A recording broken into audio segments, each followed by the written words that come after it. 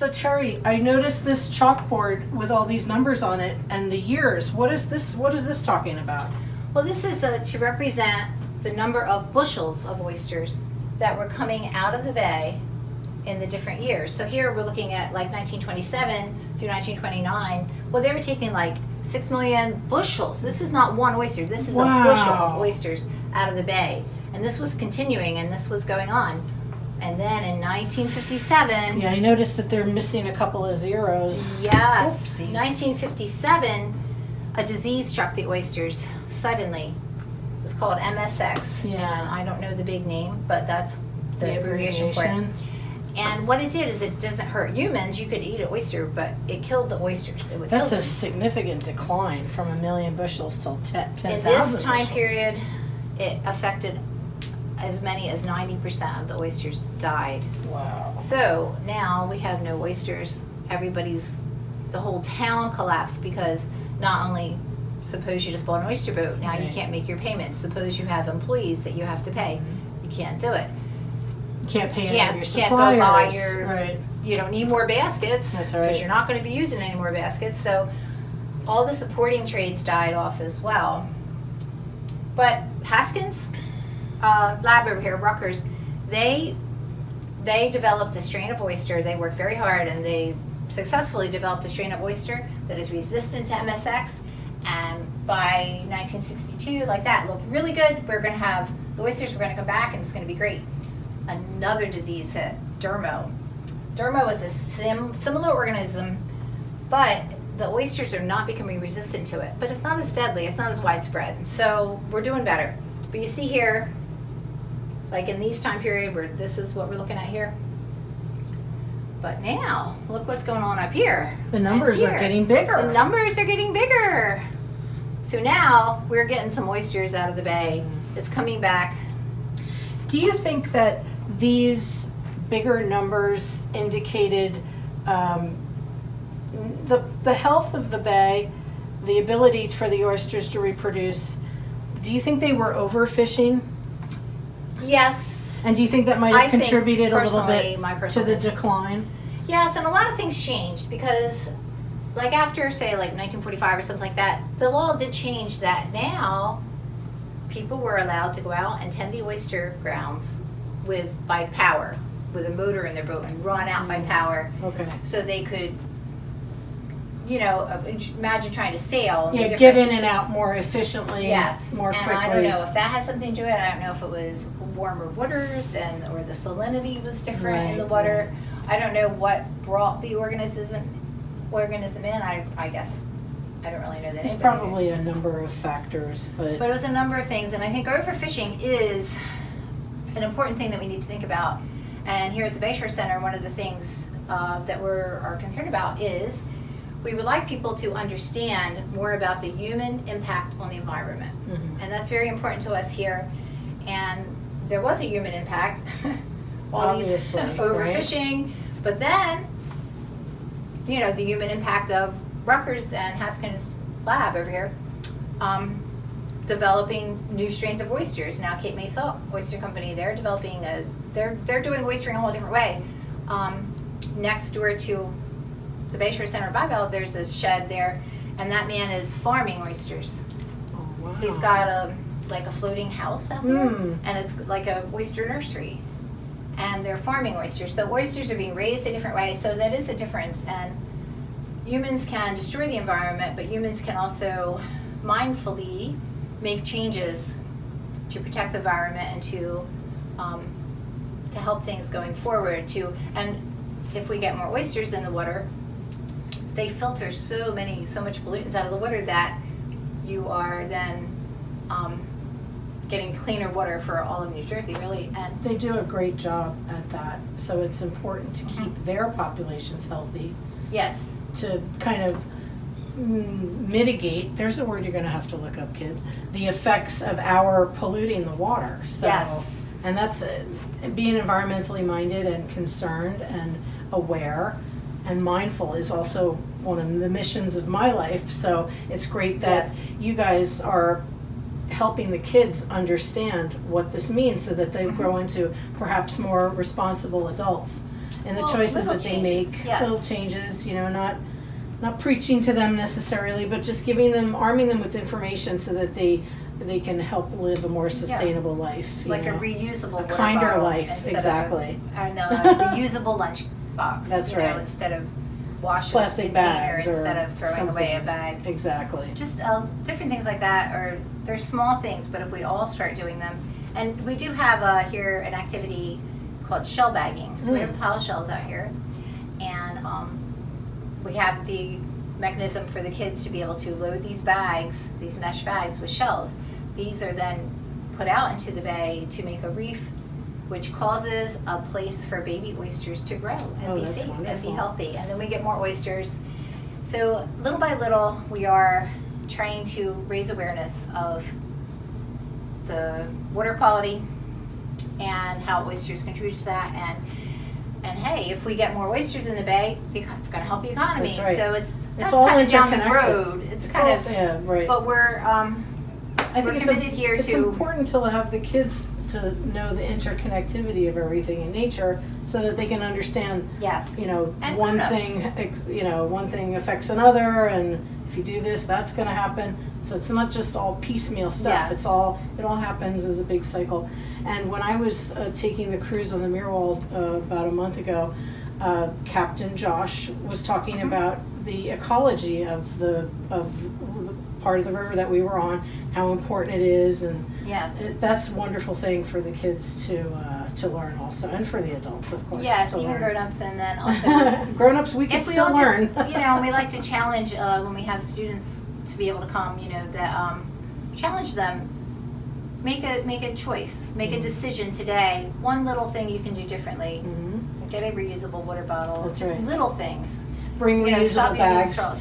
to the grocery store. Yes. That's something you could just throw in your car. I have them in my car. I use them all the time. So just little choices that we make. And if we all make a commitment to make small choices, the effect is The cumulative effect yes. will be yes an awesome thing. Yeah, So, that's great. So how can people come and sail on the Mirwald? Well, we have a website, BayshoreCenter.org is our website. You can go on the website, or you can purchase tickets there. If you have any difficulty with that, you can just call me, and I'll be happy to help you. Terry! Call me on the phone. The shell phone? It's 856-785-2060. Wonderful. Call us up and either We'll put that on the screen somewhere. Like right whoever about here. answers would be able to help you to buy oyster, buy tickets online.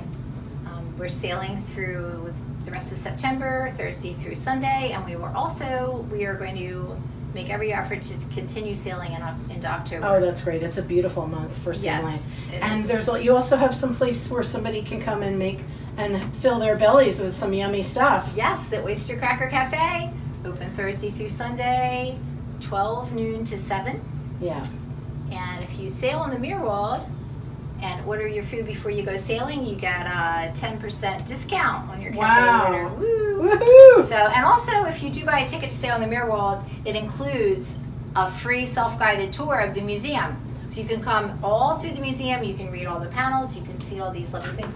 Here's Mr. Gates' story over here. Oh, Mr. So Yates. you can read Mr. Gates' whole story. And Did the light just go out? Wait a second. Is that Mr.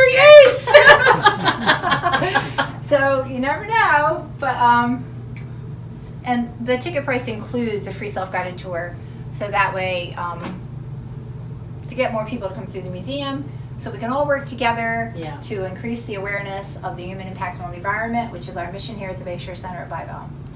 That's wonderful. Thank you, Terry, so much for having us Thank here you. today. It was our pleasure to have story time here at the Bayshore Center. Thank you so much for your time and all your information. Yes, thank and you. your guys' mission is just really important, and it's a great part of the community. So thank We're very you. excited. Okay, thank you. Hey, everybody. Guess where we are? We're not the Bridgeton Library. We are in front of the A.J. Mirwald, this beautiful ship behind me. An old oyster ship and a schooner. Arr, we love it. I've been on a couple of cruises on it, on the Hudson River and here on the Morris River. That's Maurice, if you're not from these parts. And here's a book that was written by a previous captain of the Meerwald. Can you believe it? It's called The Greatest Captain in the World. A bunch of yarns and tall tales, I tell you. Written, adapted, and created by Johann Steinke. Sailor stories by Joel Rudd, and illustrated by Andy Catling. And here we go. And there's a seagull saying, "Please read now. We like what you read. So if you hear noises, it's because we're outside and there's a ton of birds out here. They're all waiting for the oysters to drop out of the sky. Because that's where oysters come from, right? Ah ha ha ha.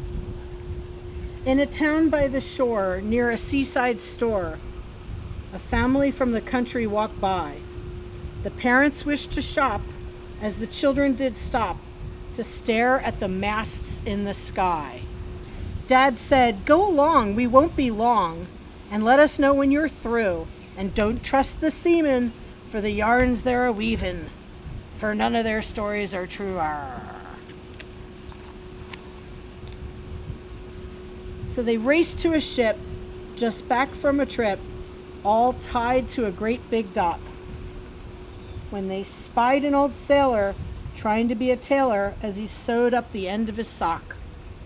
He eyed them with a sneer as the children stood in fear and asked, "What are you on about?" They said, "We don't know," and so turned to go when the sailor stood up with a dun, dun, dun, shout. "No, don't you go, or you'll never know why our captain is the greatest in the world. So change your tack and come on back, and I'll set your mind a whirl." Once a squall tore away the ship's rigging and masts, with no way to sail on. We were sure not to last. But our captain was calm, and he showed no fear. He just smiled and tugged at his port side ear. Then he tugged on the other and stretched them both out till the crew joined in with a heave and shout. They were stretched 3 times around the whole ship when our captain let fly with a twirl and a flip. And wouldn't you know it, those ears caught a gust, and the bow shot ahead with a surge and a thrust. I don't know if you could stretch somebody's ears that long. I don't know about that. Another sailor stated, "So it's yarns you want to hear. Well, I've got a story that makes every sailor cheer." Yay! One time our captain set foot on dry land, a stranger experience he never did have, for the ground he was on wouldn't move or budge, not with a kick nor a hearty nudge. Then along came a critter that slithered across his path, boldly risking our great captain's wrath. What a thing to see, the slug on the ground. They stared at each other, not making a sound. Then with a fizzle, the slug melted in a haze. This was the power of our captain's salty gaze. Arr.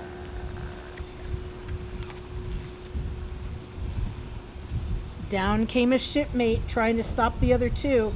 Well, how about the time our captain saved the crew? Look at those big waves. We were out on the ocean whaling at the time when this wave comes to sink us and take us in our prime. Now most would have cowered, maybe tried to steer away, but not our captain. No, sir, no way. He ran in from the tiller to the boat's buff bow, took in a breath of air with a deep-throated growl. He puffed out his cheeks like a whale gulping krill and blasted out air with a force and a will. Then he blew a big hole in the middle of that wave and sailed through it, so we were saved. A small, slender sailor jumped in from the rail. Now here's a tale that'll make you go pale. Why, you've never heard tell of a wave so high It snuffed out the sun, blotting out the whole sky. Whoa, look at the size of that wave.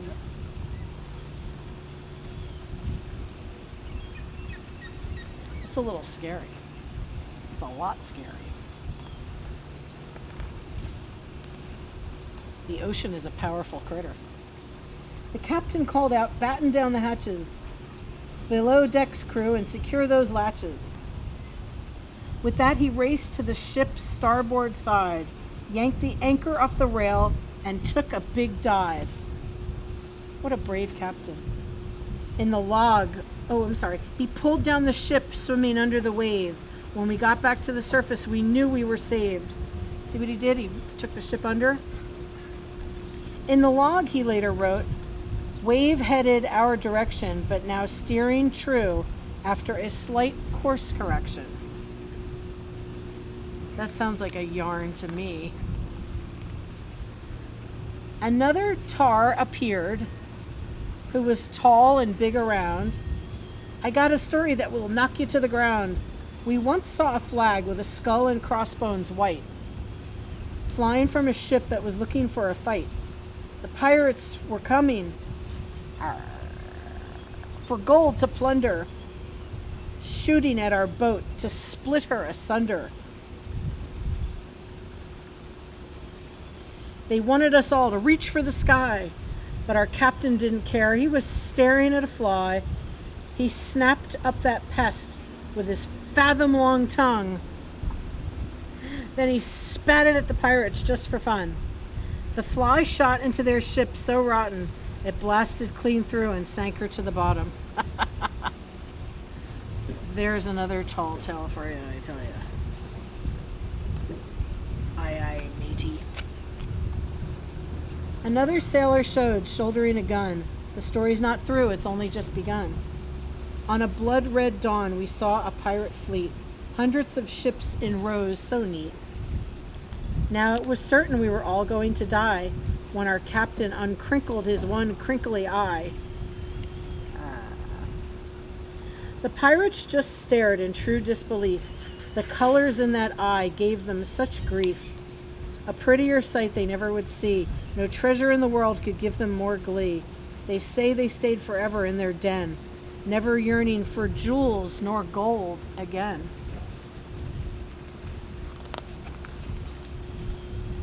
Soon the last of the crew sauntered up to the crowd. "Mine is the tale that makes us proud."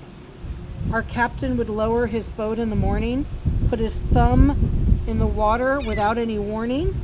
We said to the captain, "That isn't so great." Says he, "Then I'll stop, and now let's wait." And so we stared 2 hours or more, trying to figure out what that wait was for. When up came all the monsters of the deep, a glaring and a groaning, and not one asleep. The captain yelled to each and every one, "It's time you grow up. No more sucking my thumb." What a strange yarn that was, children. Arr. Slightly disturbing. The sailors towed the line in record time, and the children went back to their folks. They told what they'd heard, every single word, but the parents said, "Those stories are just jokes." Their imaginations roam, now let us go home, as the wagon went clickety-clack. As the road began to wind, the children looked behind to see that the great captain with the supply ship on his back. Oh, that's a big yarn. And look at what did he do? He tossed it off the pier into the water. That's a nice picture, isn't it? I think that's the end. Wow, that was a wonderful book. And to know that it was written by these folks right here, a previous captain of the Mirwald, the ship right behind us, and some friends of his. Nice. All right. So the Bayshore Center here at Bivalve was kind enough to lend us these two wonderful books, the one I just read and this one. It's called The Greatest Captain in the World 2. What I think this one is going to be is even more yarns. Arr. There's some nice birdies flying overhead. Whee! The Greatest Captain in the World 2.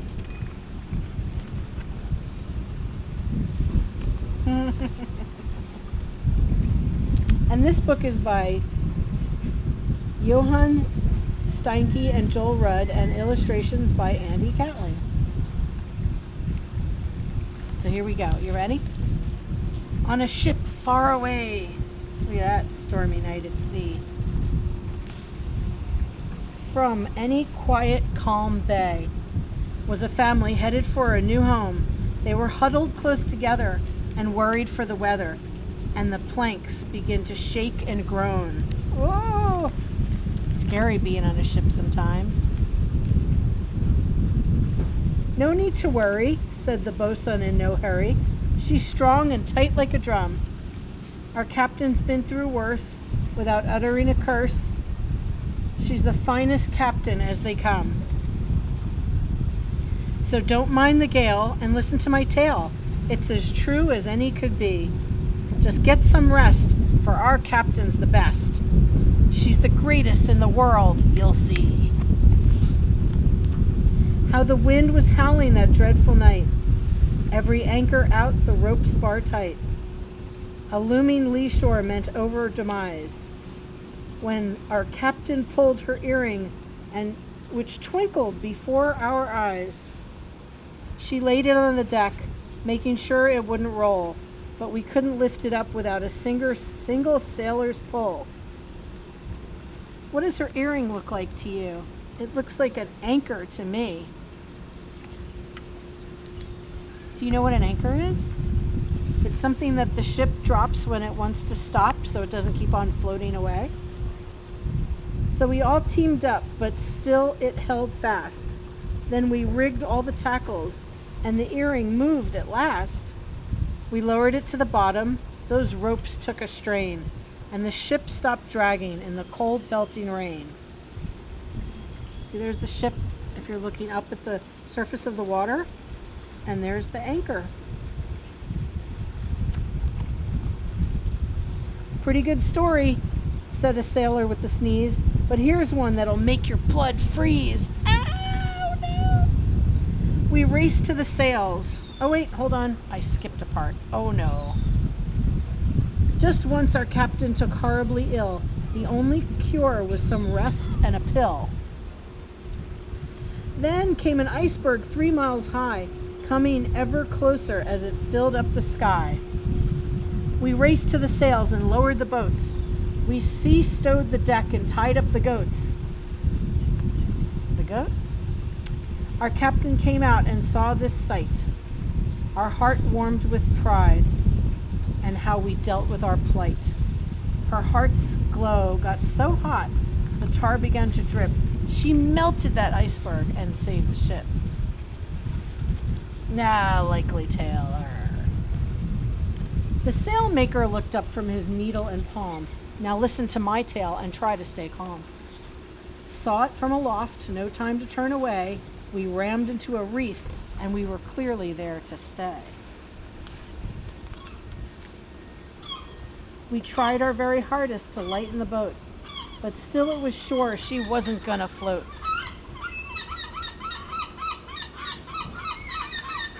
I hear you.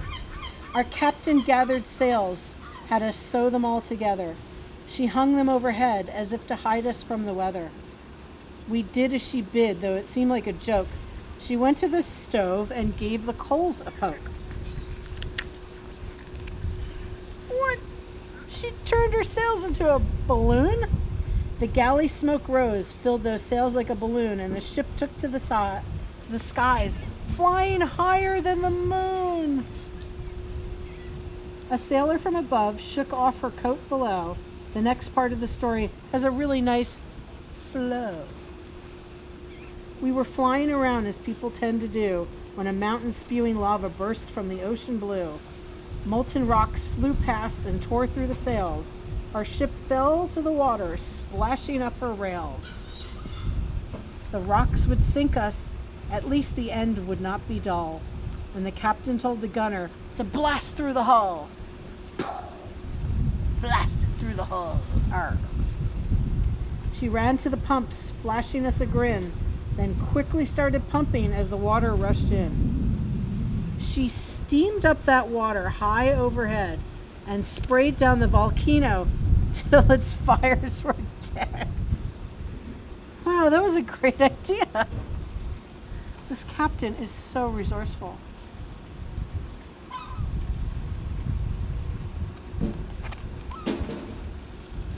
Then the cook came by, fresh from the manger. My story's the best if I only had to make a wager. A wager. There can only be one greatest, so it should come as no surprise. When another crew dared race us, we knew we'd get first prize. But instead of setting sail, their captain started a song, and so did our skipper, so we all sang along. If you ever go out on this ship, they start singing, and it's wonderful, because there's a lot of old sea songs you could sing. They stared at each other, wondering who'd sail first, when all of a sudden, both squeeze boxes burst. Do you know what a squeeze box is? It's like a little accordion. It doesn't have the keys like an accordion does. It's more like just kind of squeeze it in and out, letting the air make the notes of music. The ships shot ahead, screaming past the starting line, racing through the night, making world record time. Once around the globe, then back to the starting place, they agreed to a tie. They shake on it. So neither crew lost face. Look, they stitched up their squeeze boxes together so they can make more music. Last was an old salt sucking on a lime. Arr. Here's a yarn that will make you feel fine. We wished to trade in a faraway port, guarded by the cannons of an old stone fort. We begged and we pleaded, let us in for a while, when our captain posed a challenge with a confident smile. She'd arm wrestle the guards, every last one. They spat on their hands thinking, this'll be fun. They lined up in a row, our captain rolled up her sleeve. She didn't break a sweat as the guards began to heave. She was very strong. Then she slammed down her arm and sideways slid our ship. We came alongside perfect to the offloading ship. There were more yarns to spin, and the children had grins when a voice yelled, we made it through somehow! The storm's gone past, we're free at last, and the captain says there are dolphins off of the bow. The crew helped them get through that horrible storm with some wonderful stories to take their mind off of it, right? It was a bright sunny day. The boat had stopped its sway. The children saw the dolphins in a row, and seals and sharks and whales and flying fish with their tails.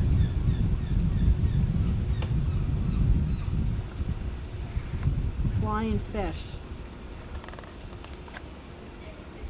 All tied up by the captain for a tow. That sounds like another yarn to me. Look at them towing them to this magical island. Wow, that was a wonderful story. What did you think? Yes. So you too can be a sailor. Go sail on a real life tall ship. Feel the wind in your hair, hear the water rushing past, see the sails billowing in the wind, experience the wonder and the romance of the age of sail, and learn why so many love these old boats. So you can go on a sail on the AJ Meerwald. You just have to go to the website of the Bayshore Center, which we will put up for you on the screen somewhere, probably right around here. So thank you so much for enjoying our wonderful stories here on the dock. Stay tuned for more stories or craft. I don't know what's coming up next. It's a surprise for you. And thank you so much to the Bayshore Center for having us here today. We really appreciate it. Hope you enjoyed. Arr.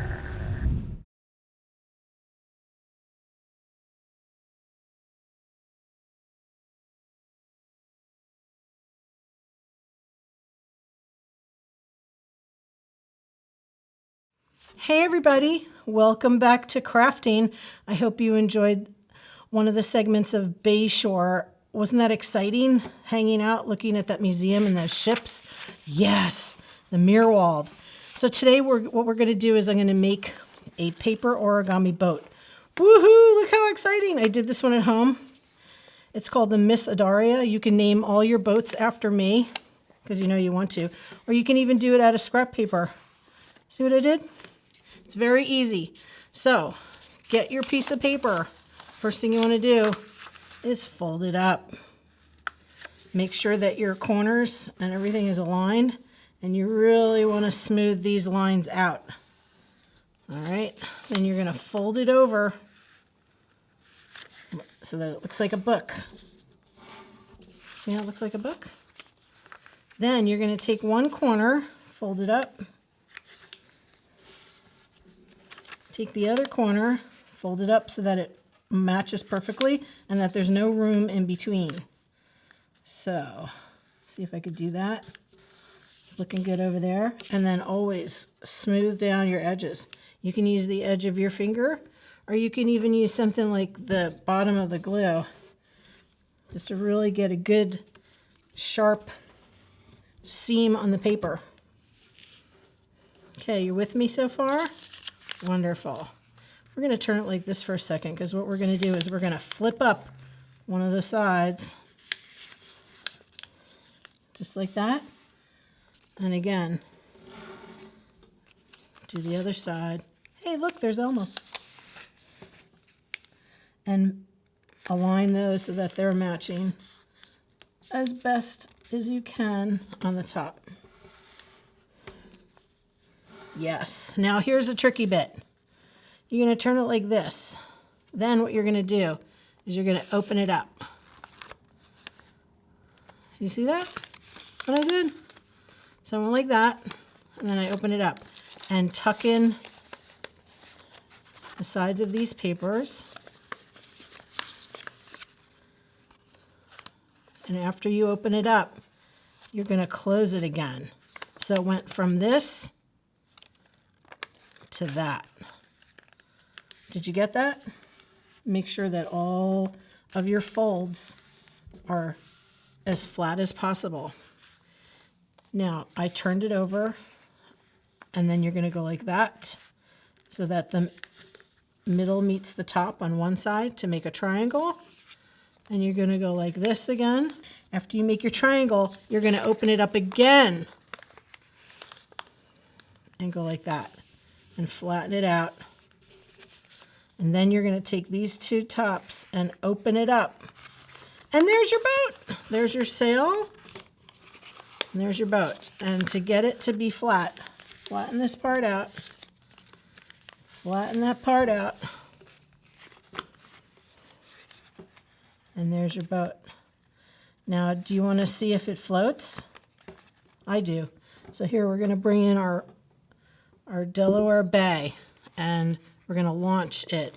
Although I did see on one of these tutorials that it works better if you have some weight in it. So I'm going to take the caps off of two of my magic markers, put them on either side of the boat.